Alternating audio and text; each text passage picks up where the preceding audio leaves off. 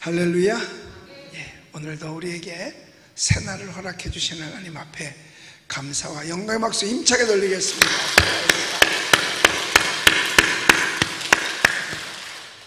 그리고 이 시간 국내는 물론이러니와 전 세계에서 또 이 자리에 함께 하신 모든 분들에게 하늘의 신령한 은혜와 땅의 기름진 복, 그리고 기도한 응답의 역사가 여러분에게 꼭 재현되게 되시기를 예수님의 이름으로 축복합니다.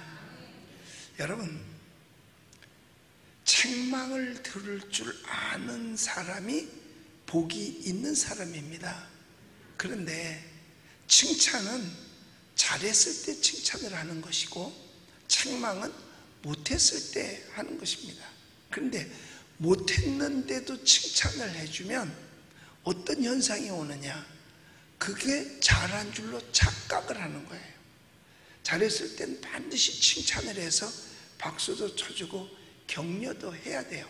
그러나 잘못했을 때는 그 잘못을 거듭 반복하지 않게 하기 위해서라도 때로는 책망이 필요한 거죠.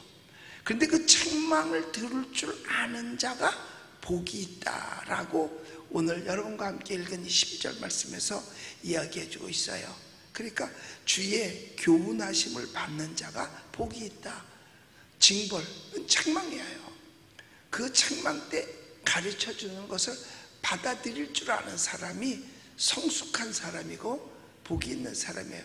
애들은요, 책망을 하면 그냥 울어버려요. 애들만 치면 이렇게만 해도 벌써 삐죽삐죽 되니까요. 책망을 들을 줄 아는 자가 성숙한 자이거든요. 여러분, 다윗이 다 잘했어요. 정말 다윗은 잘했어요.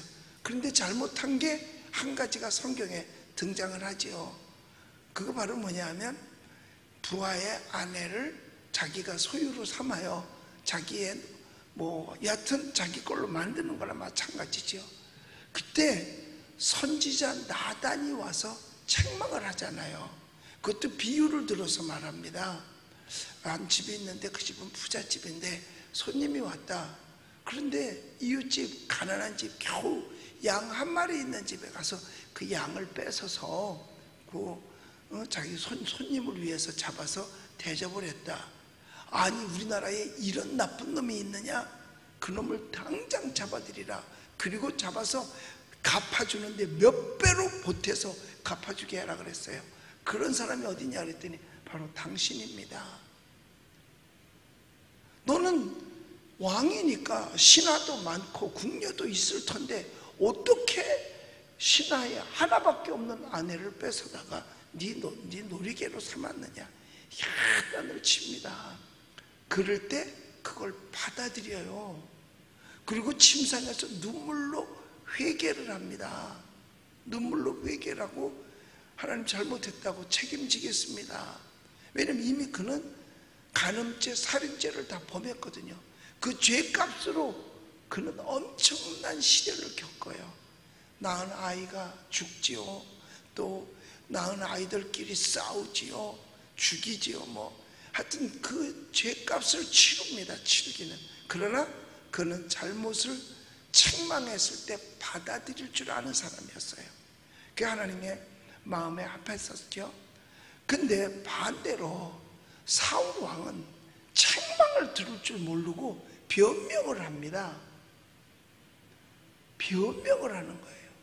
전쟁에 나가기 위해서 군사를 모아서 이제 예배 드리고 나가야 되는데 사무엘 선지자가 아직 도착을 안 하는 거예요. 그러니까 사병들이 출전도 안 하고 집에 가가지고 하나씩 둘씩 흩어지는 거예요. 그때 마음이 조급했어요. 그래서 자기가 제사장도 아니면서 제사장 역할을 한 거예요. 월권을 했죠. 그 순간 사무엘 선지자가 와서 책망을 합니다. 왕이여, 무슨 일이냐? 그랬더니 잘못했습니다. 회개할 생각은 하지 않고 탓을 누구한테냐? 선지자를 탓해. 선지자가 늦게 와서 그랬다고. 늦게 온 게 아니에요. 제 시간에 왔죠.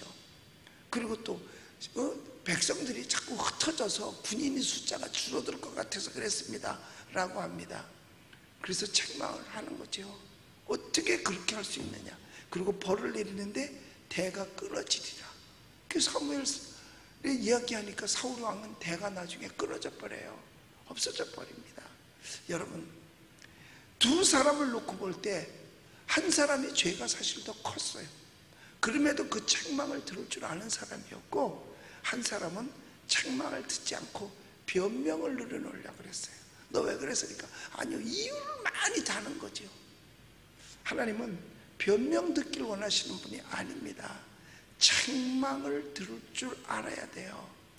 사실 저도 책망을 들을 줄 아는 성도였던 것 같아요. 그런데 책망은요, 미워서 하는 것이 아니라 사실은 사랑해서 하는 경우가 더 많습니다. 남의 집 아이는 책망 안 하잖아요. 남의 집 애가 늦게 들어오든 일찍 들어오든 공부를 하든 말든 남의 자식은 책망을 안 해요. 근데 자기 자식은 뭐래요? 부모가 책망을 하죠. 잔소리 말고 책망. 제대로 해야 돼요. 잔소리 하지 말고. 제대로 했을 때 자기 자식이니까 바른 길 가게 하기 위해서 그런 거죠. 저는 그렇게 생각을 해요. 사랑하니까 책망도 하는 거다. 제가 평신도 때, 집사 때죠. 저기 그 경기도 금곡이라고 하는데 뭐냐면 구리, 교문리 지나면 금곡리가 나와요. 그 경춘선 이제 버스길 그 옆에. 근데 거기서 그 금곡 장로교회에서 제가 신앙생활했어요. 애기 이제 막 첫 애기 나왔을 때죠. 그런데 매주마다 제가 조그만 일을 해서 사업을 해서 11조를 꼭꼭 드렸어요. 그런데 어느 날 목사님이 나이가 연세가 그때 한 60이 채 되지 않았던가 60은 됐던가 그런데 그냥 연락도 없이 집으로 오시더니 방으로 들어와요. 그러더니 뭐 신방으로 왔으면 우리 사도신경으로 신앙 고백하고 아니면 뭐 찬송가 부르고 성경 이거 없어요. 앉자마자 책망을 하는데 왜 11조 안 해? 그따구로 하니까 사업이 그 모양이지. 신앙생활 하려면 똑바로 하고 신앙생활해. 축복받고 싶어? 똑바로 해. 그러더니요 눈에 눈물을 쏙 빼놓더니요 그냥 가시는 거야. 뭐 한참 책망을 하더니. 그런데요 우리 내외는 그 얘기 다 듣고 요만침도 섭섭하지 않았어요.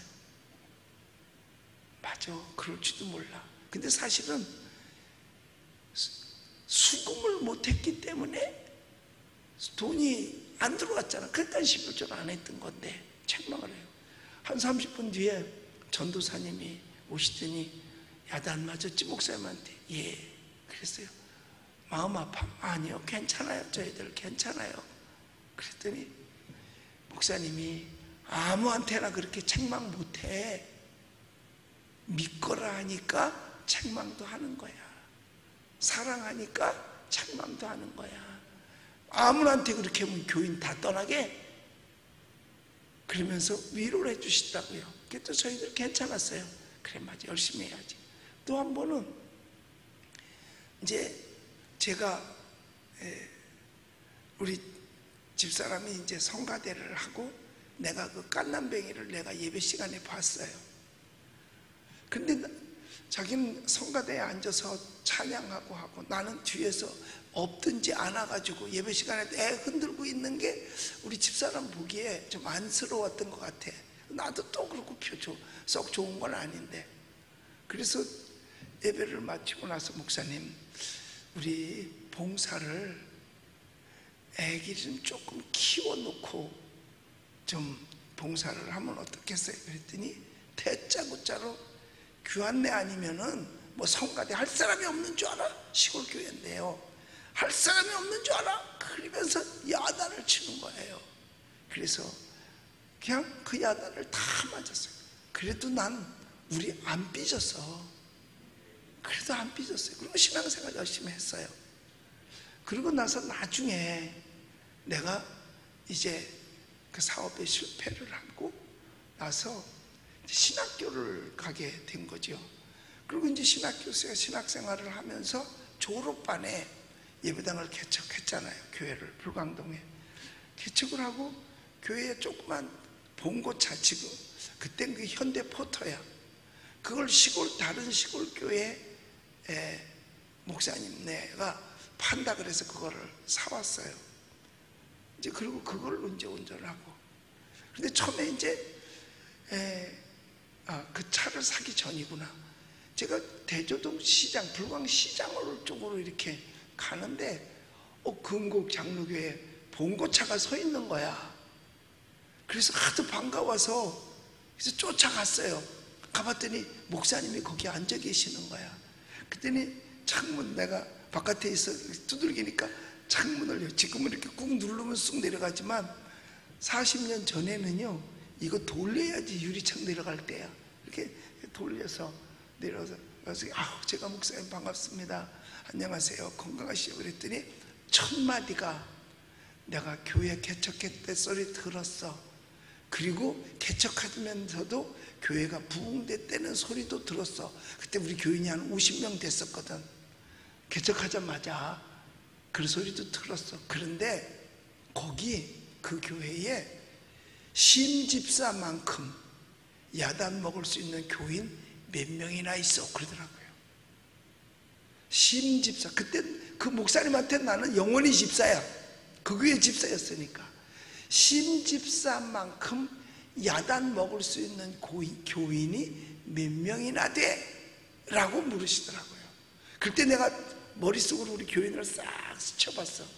그랬더니 한 명도 없을 것 같더라고. 그만큼 야단을 쳤어. 11조 문제, 봉사 문제 가지고 그렇게 대놓고 직선적으로 야단치면 야단 맞을 만한 교인이 한 명도 없을 것 같더라고. 다 뭐 이 교회가 아니면 뭐 교회가 없어. 그리고 다 갈 것 같더라고요. 지금은 모르겠어 몇 명이나 될런지. 내가 볼 땐 지금은 다인 줄로 믿습니다. 내가 애국운동만 안 하면 다 야단 먹을 것 같아. 근데 애국운동하면 야단 먹기도 전에 뛰쳐나가 버렸으니까 뭐 그건 속상한 일이고. 여러분, 바로 책망 들을 줄 아는 사람이 복이 있는 사람이다. 할렐루야. 그래서요 저는 그 목사님이 부러워요. 그 목사님이 저보다 몇십 배도 훌륭한 목사님 같아요. 지금은 세상을 떠났지만, 세상을 어떻게 떠났냐면 그 교회에 차가, 학교에 아침이면 그 동네 사는 아이들을 학교까지 태워다 주고 태우고 그랬어요. 그런데 그 교회 기사 집사님이 아침에 아이들 태워다 주고 돌아오다가 사고를 낸 거야. 교통사고를. 그 소리를 듣고 충격을 받고 쓰러져서 못 일어났어요. 그리고 세상을 나중에 떠나셨지요. 은퇴하기 전에 세상을 떠나셨는데, 저는 그 목사님이 부러워요. 나는 그만한 용기가 없고 배짱이 없다. 사실 그런 목자이어야 되는데, 이런 사람이 누구냐? 나단 같은 사람이에요. 나단은 감히 왕 앞에 가서 책망을 했잖아요. 이런 훌륭한 선지자가 어디 있어요?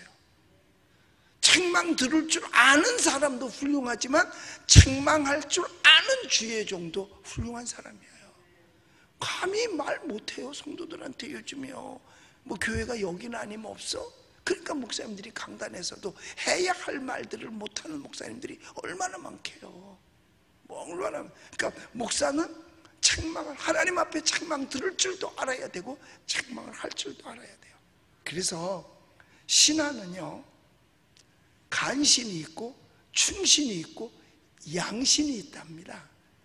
양신이 잘 안 들어보던 말 있잖아요. 간신이 있고 충신이 있고 양신이 있어요. 간신은 뭐냐? 그냥 옆에서 그냥 뭘 해도 지당하신 말씀입니다. 그리고 어려워지면 그 자리를 싹 빠져나가는 게 간신이야. 그 다음에 충신은 뭐냐? 나라가 망해도 그 자기의 주군을 위해서 끝까지 충성하는 게 충신이야. 망해도, 간언이 아니라 그냥 잘못된 길을 가도 끝까지 그 왕을 위해서 충성하는 사람, 이 사람이 중요해요. 그럼 양신은 뭐냐? 나라도 살리고 자기도 사는 사람. 충신은 나라가 죽을 때 같이 죽어요. 거의 충신은 죽잖아요. 임금이 죽을 때 그냥 같이 죽잖아요. 이게 충신이에요. 같이 죽어. 근데 양신은 뭐냐? 죽이는 게 아니라 어떻게 하든지 간언을 해서, 바른 소리를 해서 나라도 살리고 자기도 살리는 게 진짜 신하란 말이야. 양신이라. 그래서 중국의 당태종 때에 이런 말이 나왔어요. 양신이라는 말이 그때 나왔대요. 그러니까 나라도 살리고 자기도 살리는 거. 바로 올바른 국민은요, 나라가 망할 때 같이 망하는 게 아니라 나라도 살리고 자기도 사는 자가 돼야 될 줄로 믿습니다. 그래서 임금 밑에는 충신도 있어야 되겠지만은 간신은 안 되고, 간신은 가난만 하다가 무슨 입장이면 자기만 홀라 싹싹 빠져버린다니까요. 그리고 자기만 살으려고 하는 게 이게 간신이야. 근데 충신은 나라가 죽고 임금이 죽을 때 따라 죽어요. 이것도 훌륭한 일이죠. 그러나 죽는 것보다는 살리는 게 낫죠. 그게 양신이에요. 그러니까 다윗 시대의 나단 선지자는 일단 왕 미치니까 선지자를 할지라도, 그러나 그 신하로서 간신도 아니고 충신도 아니고 양신이어서 바른 길을 가도록 인도해줘서 왕도 살리고 자기도 사는 거지요. 사실 국민은 이런 국민이 필요하고 신하는 이런 신하가 필요한 거예요. 그러나 어떤 군주가 바른 군주냐? 양신의 책망을 들을 줄 알아야 된다는 거죠. 여러분, 모든 주권은 국민으로부터 나온다라고 헌법에 보장되어 있고, 그건 전 세계가 동일하게 생각하는 거예요. 군주주의가 아닌다면은 모든 주권은 국민으로부터 나온다. 그러니까 대통령도 주권을 받았으면 누가 줬어? 국민이 줬어요. 국민의 책망도 들을 줄 알아야 하는 겁니다. 국민을 대변하는 게 언론이에요. 언론이 간신이 있느냐, 충신이 있느냐, 양신이 있느냐. 언론이 국민이거든요. 대신 해주니까. 뭐 개인이 가서 말한다고 들려지기나 하겠어요? 내가 옛날에 박근혜 대통령 때 직접 가서 만나서 얘기하려고 내가 청와대 갔었다니까. 뭔 일 때문에 누구 하나 살려주려고. 그런데 말이 안 통하는 거야. 앞에서 안 들여보내죠. 그러니까 모든 국민을 대변해 주는 게 언론인데, 언론이 간신 언론이 있고 충신 언론이 있고 양신의 언론이 있는 거예요. 간신은 뭐냐? 비용만 맞춰. 그리고 먹고만 살아. 그런데 충신은 뭐냐? 밀어줘. 적극적으로 밀어주고서 망할 때 같이 망하는 거. 근데 양신은 말했어요. 양신은 나라도 살리고 자기도 사는 거야. 국가도 살리고 자기도 사는 거야. 그러니까 언론이 바르게 책망할 줄 알아야 되는 거예요. 잘못한 건 잘못했다고 말해야 되고, 옳은 건 잘한 건 잘했다고 말해줄 수 있어야 되고 해서 책망을 해야 돼요. 그런 책망을, 언론의 책망을 들을 줄 아는 사람이 복이 있는 사람이다 이 말이죠. 복이 있는 사람이야. 부모의 책망을 들을 줄 아는 자녀가 훌륭한 자녀가 될 수 있어요. 책망을 거슬리면 그 아이는 절대로 훌륭한 사람이 될 수가 없어요. 그래서 저는 그래요. 지금도 마찬가지야. 어떤 나라든지 언론은 국민의 왕에 서야 되고, 간신이 돼서도 안 되고, 사실은 충신이 돼서도 안 되고, 양신이 돼야 되는 거예요. 충신은 왕이 잘못해도 나는 왕이니까 끝까지 왕의 편을 들어서 왕을 위해서 일한다. 그게 충신이거든요. 잘못하는 것도 거기도 같이 협력해서 같이 잘못하는 거. 이것도 충신이야. 그 왕한테는 충성스럽잖아요. 그러나 그거보다 더 중요한 게 양신이다. 정말 될 만한. 그래서 나는 대한민국 언론이 양신의 역할을 좀 했으면 좋겠어요. 그리고 그렇게 언론을 통해서, 그 국민의 이야기니까 통해서 책망을 들었을 때는 그 책망을 받아들이고 다윗같이 회개하고 돌이킬 수 있다면 그 사람은 누구든지 복 있는 사람이야. 그런데 사울왕처럼 책망을 해도 변명이나 자꾸 늘어놓고 남의 탓이나 하고 이런다면 그는 망할 수밖에 없는 거예요. 망할 수밖에 없는 거예요. 그래서 책망을 들을 줄 아는 사람은 하나님께서 어떻게 하는 줄 아세요? 피할 길도 주십니다. 우리 14절을 같이 한번 읽어보겠습니다. 시작. 여호와께서는 자기 백성을 버리지 아니하시며 자기 소유를 외면하지 아니하시리로다. 자, 여기 14절에 하나님의 백성 버리지 않고 자기 소유 버리지 않는다 그랬어요. 우리는 여러분 예수님 믿으시면 아멘 합시다. 하나님께서 우리 버리지 않아요. 사실 사는 사람들 중에 책망을 제일 많이 듣는 부류가 누구냐? 교인들이에요. 신앙생활 하다 보면 날마다 예배당에 와서 책망 듣잖아요. 하나님의 말씀으로 책망을 듣잖아요. 우린 다 지금 책망 듣잖아요. 아니 뭘 잘못했다고 맨날 목사님은 강단에서 야단만 치나 모르겠어 할 정도로 책망을 우리는 듣고 살아요. 죄인의 길에 서지 말라 그러잖아요. 악인의 길을 쫓지 말라 그러잖아요. 오만한 자리에 앉지 말라 그러잖아요. 죄 짓지 말라 그러잖아요. 잘못하지 말라 그러잖아요. 날마다 우리는 책망을 들어요. 이 책망을 들을 줄 아는 우리가 누구의 소유냐? 하나님의 소유라는 거예요. 하나님의 소유가 되면 어떻게 돼? 여기 14절에 하나님이 외면하지 않으시리로다. 외면하지 않으시리로다. 여러분, 여러분의 소유가 있어. 여러분이 가지고 있는 뭐 핸드백, 하다못해 비가 올 때는 가지고 들어온 우산 누가 챙겨? 자기가 다 챙기잖아. 왜? 자기 거니까 자기가 챙기잖아요. 여러분, 마스크 누가 챙겨? 왜? 자기가 쓰던 거니까 자기 거니까 자기가 챙기죠. 자, 이렇게 되는 사람이 소유가 누구의 소유라고? 하나님의 소유야. 그럼 우리 누가 챙기겠어? 하나님이 챙긴다니까요.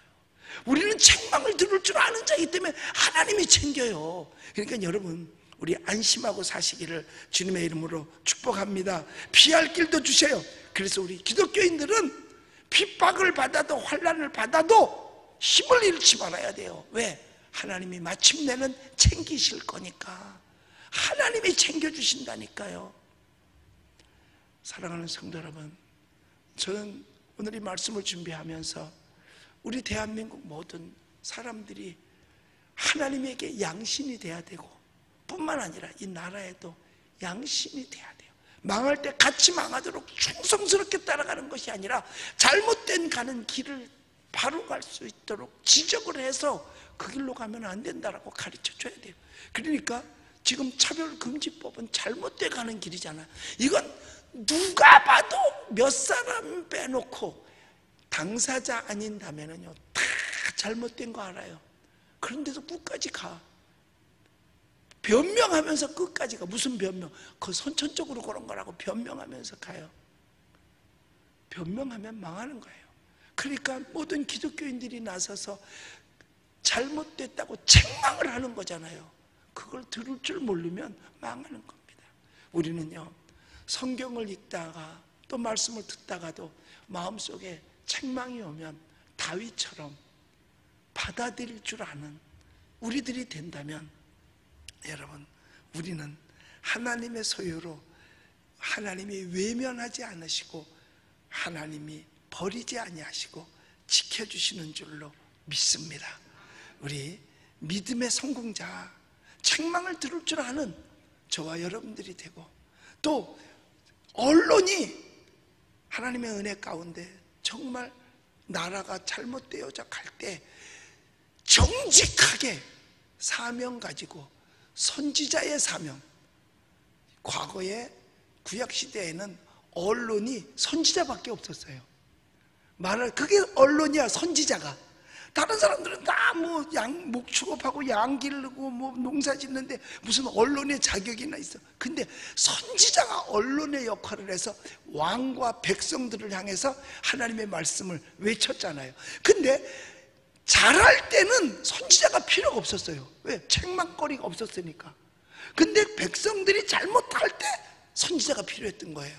그래서 이사야가 선지자로 택함 받았을 때 백성들이 잘못하고 왕이 잘못했잖아요. 그러니까 뭐라 그래요? 이를 위하여 내가 누구를 보내며 누가 우리를 위하여 갈고 누가 언론의 역할을 할래? 그랬을 때 이사야가 제가 갈게요, 내가 갈게요 그러면서 가서 직언을 하지 않습니까?